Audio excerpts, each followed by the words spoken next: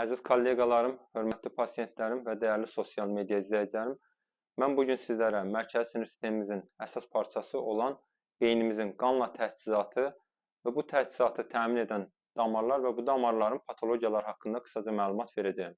Bizim mərkəzi sinir sistemimizin əsas parçası olan beynimiz ürəkdən çıxan 2 ədəd ana arteriya vasitəsilə qidalanmaqdadır. Ürəkdən çıxan sol aort qövsündən 2 ədəd ümumi yuxu arteriyası ayrılmaqdadır. Bu arteriyalar bizim boynumuzun 6-cı fəqərə hissəsində 2 ədəd arteriya ayrılmaqdadır. Birisi xarici yuxu arteriyası, digəri isə daxili yuxu arteriyası. Xarici yuxu arteriyaları bizim üzümüzün, saçımızın və qulaq və göz ətrafı əzələlərimizin qanla təchizatını təmin etməkdədir. Daxili yuxu arteriyası isə kəllə əsasından beynin içinə girərək beyində bir hövzə yaratmaqdadır. Bu hövzəyə Willis poliqonu deyilir və bununla beynin qanla təchizatını təmin etməkdədir. Bu poliqondan, yəni arteriya hövzəsindən 6 ədəd damar ayrılmaqdadır. 2 ədəd ön beyin arteriyası, 2 ədəd orta beyin arteriyası, 2 ədəd isə arxa beyin arteriyası ayrılmaqdadır. Bizim beynimizin ön tərəfi ön beyin arteriyaları ilə, gicgah nahiyələri və təpə nahiyəsinin bir hissəsi orta beyin arteriyaları ilə, ənsə nahiyəmiz isə arxa beyin arteriyaları ilə qidalanmaqdadır.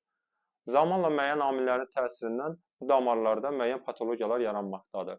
Təzyiq, siqaret, genetik, ətraf mühit, çəki bu kimi amillərin nəticəsində bizim damarlarımızın divarında zəifləmələr yaranır və bu zəifləmə nəticəsində qan təzyiqi zamanla damar divarını genişlədir və orada balon şəklində bir quruluş meydana gətirir. Bu quruluşa biz anevrizma deyirik. Yəni damarlarımızda anevrizma adlanan patologiyalar ola bilər. Digər patologiyalar isə arteriovenöz malformasiyalardır. Arteriovenöz malformasiyalar isə beyindəki arteriya və vena damarlarının yanlış birləşməsi nəticəsində yumaq şəklində meydana gələn damar patologiyasıdır. Bəzən isə vena damarlarında kiçik genişləmələr olmaqdadır. Bunlara telengiektaziya deyilir. Bəzi zamanlarda isə o telengiektaziyalar daha böyük olur və bunlara kavernomalar deyilir.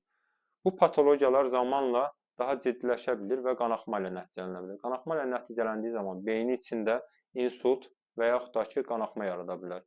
Və bu şəkildə bizdə əlamətlərin ortaya çıxmasına səbəb ola bilər. Hər birisinin təbii ki, öz simptomları var. Anevrizmalar fərqli simptomlarla, arteriovenöz malformasiyalar fərqli simptomlarla və kavernomalar isə daha çox epilepsiya olmaqla bir çox simptomla təzahür edə bilər. Hər bir patologiyanın özünə məxsus müalicə üsulu vardır və hər bir patologiya zamanında müdaxilə ilə tamamilə aradan qaldırıla bilər.